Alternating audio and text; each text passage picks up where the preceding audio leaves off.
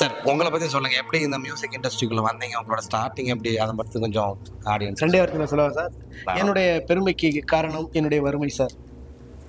வறுமையில இறங்குனது தான் இந்த பெருமை. அதுதான் நான் ஷார்ட்டா சொன்னேன். பிளஸ் நீங்க இப்போ சினிமா மியூசிக்லயே இருக்கீங்க. நாட்டுப்புற பாடல்கள்லயுமே நம்ம ஸ்டார்ட்டிங் நாட்டுப்புற பாடல்கள்ல இருந்து. அது 2ஓட கம்பேரிசன் எப்படி சார்? எது உங்களுக்கு ரொம்ப சாட்டிஸ்ஃபையிங்கா இருக்கு? இப்ப நாட்டுப்புற கலைங்கிறது என் உயிர் அப்படின்னா, இந்த சினிமாங்கிறது என் ரத்தம்.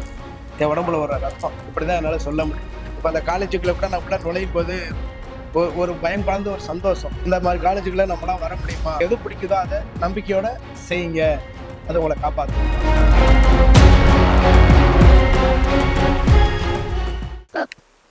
Hi viewers, welcome to NGI media live.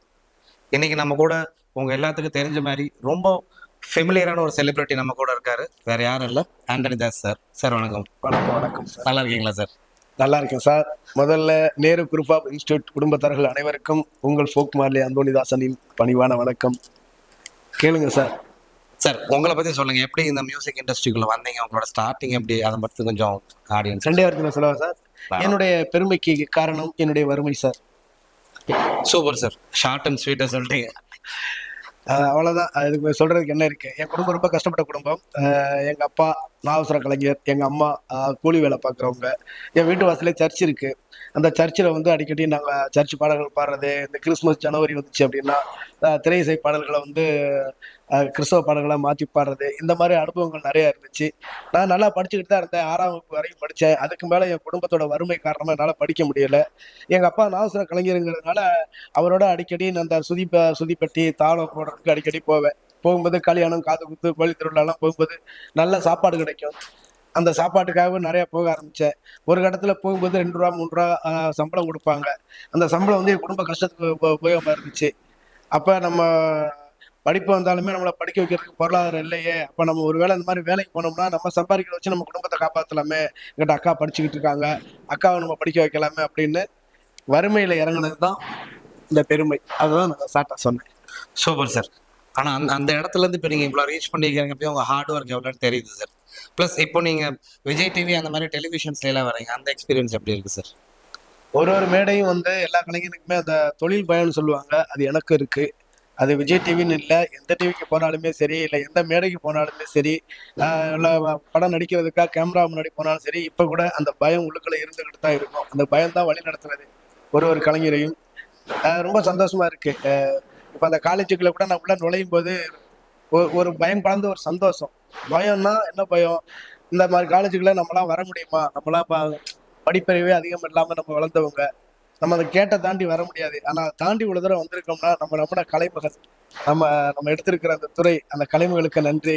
நம்ம கரெக்டாக நம்ம நேசிக்கிறோம் நம்ம கலைத்தாயை. அந்த கலைத்தாய் இந்த அளவுக்கு கொண்டு போகிறாங்க. அந்த மாதிரி கலைன்னு இல்லை, இங்கே உள்ள மாணவர்களுக்கு கூட நான் அதை தான் சொல்லுவேன். நான் உங்களுக்கு எது பிடிக்குதோ அதை நம்பிக்கையோட செய்யுங்க. அது உங்களை காப்பாற்றும் அப்படின்னு சொல்லுவேன். என்னை வழிநடத்துகிற கடவுள்களுக்கும் என்னை வாழ்த்திக்கிட்டு இருக்கிற உலக ரசிக பெருமக்களுக்கும் நான் எப்பவும் நன்றியா இருக்க கடமைப்பட்டிருக்கேன். Thank you sir. ப்ளஸ் நீங்கள் இப்போ சினிமா மியூசிக்லேயே இருக்கீங்க. நாட்டுப்புற பாடல்கள்லையும் மெயின் அவங்க ஸ்டார்டிங் நாட்டுப்புற பாடல்கள் இருந்து அது 2ஓட கம்பேரிசன் எப்படி சார்? எதுவும் உங்களுக்கு ரொம்ப சாட்டிஸ்ஃபைங்காக இருக்கு? அதாவது சினிமா வந்து மிகப்பெரிய ஒரு கனவு உலகம். அதோட இப்போ இன்னைக்கு உழைச்சோம் அப்படின்னா இன்னும் 10 வருஷத்துக்கு நின்று பேசிக்கிட்டு இருக்கு. நம்மளை மேலும் மேலும் வளர்த்து கொண்டு போயிட்டே இருக்கும். அதனால அதில் எந்த மாற்று கருத்தும் கிடையாது. நாட்டுப்புற கலைங்கிறது வந்து அந்த மக்களை நேரடியாக சந்திச்சு சுற்றி 1000 பேர் 2000 பேர் இருக்க வச்சுட்டு அவங்கள சந்தோஷப்படுத்துறது, அது ஒரு மிகப்பெரிய ஆத்ம திருப்தி. இப்போ நாட்டுப்புற கலைங்கிறது என் உயிர் அப்படின்னா, இந்த சினிமாங்கிறது என் ரத்தம், என் உடம்புல வர ரத்தம். இப்படிதான் என்னால் சொல்ல முடியும்.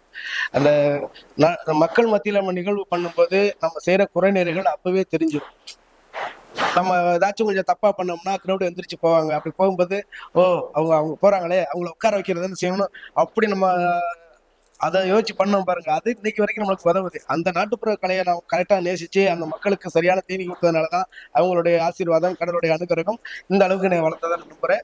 2 வாரத்தில் சொல்ல போனோம்னா, சினிமா என்னுடைய உடம்புல ஒரு ரத்தம், என்னுடைய கலை வந்து என் உடம்புல இருக்கிற உயிர். இது 2மே இல்லைன்னா உடம்பு இல்லை. Super sir. ரொம்ப நன்றி சார். இவ்வளோ நேரம் எங்களுக்கு கொஸ்டினுக்கு பதில் சொன்னதுக்கு. ஃபைனலாக இப்போ இருக்கிற இளைஞர்களுக்கு உங்களோட ஒரு கருத்து சார்?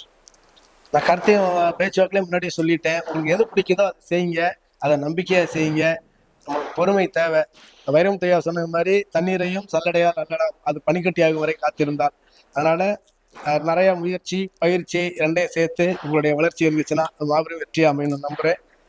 நம்மளை நம்பி இருக்கிற குடும்பத்துக்கு நம்ம எப்பவுமே ஒரு நல்ல மகனா ஒரு நல்ல குடும்ப தலைவனா இப்படி இருந்து வந்தோம்னா தான் நம்ம ஒரு நல்ல சிறந்த குடிமகனா நம்ம நாட்டுடைய சிறந்த புரட்சியா வர முடியும்.